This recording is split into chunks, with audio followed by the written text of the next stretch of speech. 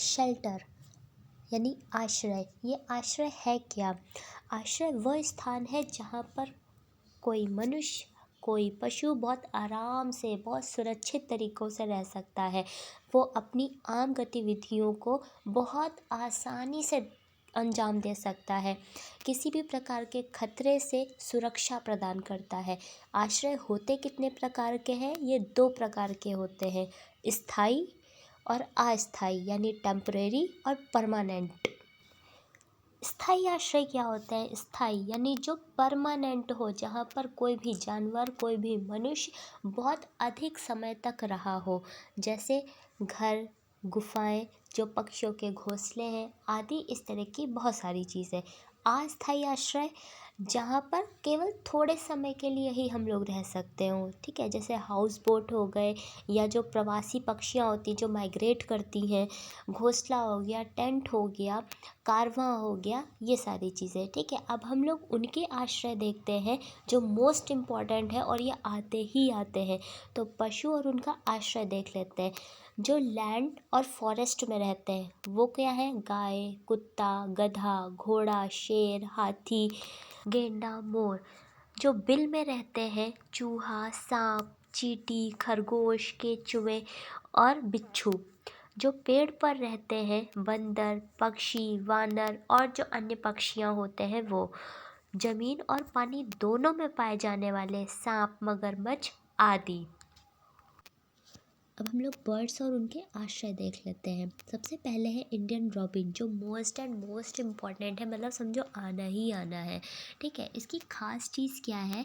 ये अपने अंडे पत्थरों के बीच में रखती है, जल्दी से दुश्मन की नज़र ना पड़े इसके बच्चे पर। और ख़ास चीज़ क्या है? ये जो घोंसला बनाती है वो घास, मुलायम टहनियों, जड़, ऊन, बाल और रुई से अपने घोंसले को तैयार करती है। कोयल, ये अपना घोंसला बनाती ही नहीं है, ये कौवे के घोंसले में अपने अंडे को रखती है और कौवा इसके अंडे को सेता भी है। क्रो, कौवा अपना घोंसला पेड़ के सबसे ऊपर टहनी पर बनाता है और ये अपने घोंसले को तैयार करने में तार, लकड़ी, घास और टहनियों का प्रयोग करता है। स्पैरो एंड पिजन, देखो स्पैरो और पिजन जो है यानी गौरैया और कबूतर, ये अपना घोंसला कहीं भी बना लेंगे, अलमारी के पीछे, शीशे के पीछे, बिल्डिंग में, वेंटिलेटर में, कहीं भी बना लेंगे, कोई फिक्स जगह नहीं है इनकी। टेलर बर्ड, जैसा इसका नाम है वैसा इसका काम भी है, ये पत्तियों को सिल कर अपना घोंसला तैयार करती है। ये झाड़ी और पत्तियों को सिलने के लिए अपने तेज नुकीले चोंच का प्रयोग करती है। बारबेट, बारबेट कहो या कूपर स्मिथ कहो, ये अपना घोंसला पेड़ के तने में बनाती है, उनमें छेद करके टुक टुक टक टक करके आवाज़ सुनी है आप लोगों ने कभी? बस वही है बारबेट चिड़िया। कबूतर, देखो आप लोगों ने क्वेश्चन ज़रूर देखा होगा, कौन सा पक्षी कांटों में अपना घोंसला बनाता है? तो कबूतर महाशय है जो अपना घोंसला कैक्टस के कांटों के बीच या मेहंदी के पेड़ में बनाते हैं। सन बर्ड, देखिए इसकी सबसे ख़ास चीज़ ये है, इसका जो घोंसला होता है वो लटका हुआ होता है। जी हाँ, ये छोटे पेड़ जो होते हैं, झाड़ियाँ होती हैं, उनकी शाखाओं से लटका हुआ घोंसला ये तैयार करता है और इसका घोंसला जो है वो बालों से, घास से, पतली टहनियों से बना के तैयार करता है। वीवर बर्ड, जिसे जुलाहा पक्षी भी कहते हैं, देखिए ये जो नर जुलाहा होते हैं वो फीमेल के लिए एक घोंसला तैयार करके देते हैं और जिसका घोंसला सबसे सुंदर होता है उसी में फीमेल वीवर पक्षी बच्चे को जन्म देती है। अब हम लोग थोड़ा सा इंसेक्ट्स के बारे में जान लेते हैं कि ये लोग रहते कैसे हैं। जैसे स्पाइडर है, वो वेब में रहता है, अकेले रहेगा, किसी की ज़रूरत नहीं है। टर्माइट्स ग्रुप में रहते हैं, कहाँ रहेंगे? ट्री ट्रंक या बुरोज में या बिल, ठीक है। आंट्स, ये भी ग्रुप में ही पाए जाएंगे, या तो बिल में या फिर ज़मीन पर चलते हुए। हनी बी हाइव में अपने छत्ते में रहती है ग्रुप बनाकर। अर्थवर्म, ये भी ग्रुप में ही पाए जाते हैं मिट्टी के अंदर। स्कॉर्पियन ये भी ग्रुप में पाए जाते हैं मिट्टी के अंदर। अब हम लोग सबसे बड़े जानवर के बारे में पढ़ने जा रहे हैं कि वो कहाँ रहते हैं, यानी कि मनुष्य। तो सबसे पहले है हमारा मिट्टी का घर। देखिए, मिट्टी का घर हमें जनरली गांव में भी देखने को मिलता है, राजस्थान में भी देखने को मिलता है, लेकिन सबसे ज़्यादा अगर देखा जाए तो गर्म स्थल यानी रेगिस्तान में ही देखने को मिलता है। जो इन घरों की जो दीवार होती है वो मिट्टी से बनाई जाती है और काफ़ी मोटी परत में बनाई जाती है ताकि गर्मी इसके आर पार ना कर सके।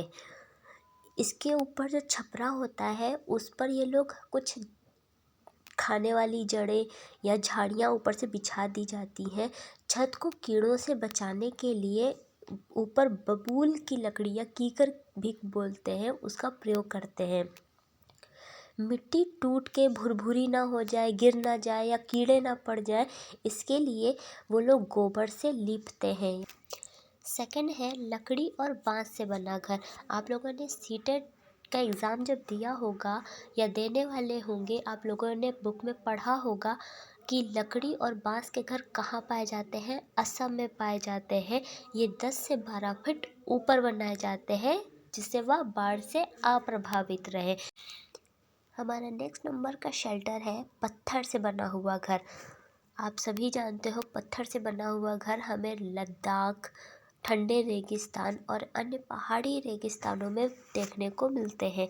दीवारों पर मिट्टी और चूने की मोटी परत चढ़ाई जाती है और इसकी पहली मंजिल पर छत को मजबूत बनाने के लिए मोटे पेड़ का उपयोग करते हैं।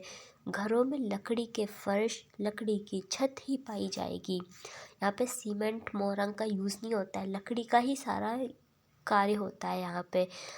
और जो 2 मंजिला इमारत होती है उसके ग्राउंड फ्लोर पर कोई ज़रूरत की चीज़ें हों या जानवर ही रखे जाते हैं और फर्स्ट फ्लोर पर लोग खुद रहते हैं। अच्छा, जो नीचे वाला फ्लोर होता है ना, सबसे नीचे, उसमें खिड़की नहीं होती है। तेज ठंड में लोग भूतल पर शिफ्ट हो जाते हैं। घर की छत पर सब्जियां, फलों को सुखाने के लिए रखा जाता है। हमारा नेक्स्ट शेल्टर है पत्थर और लकड़ी से बना हुआ घर।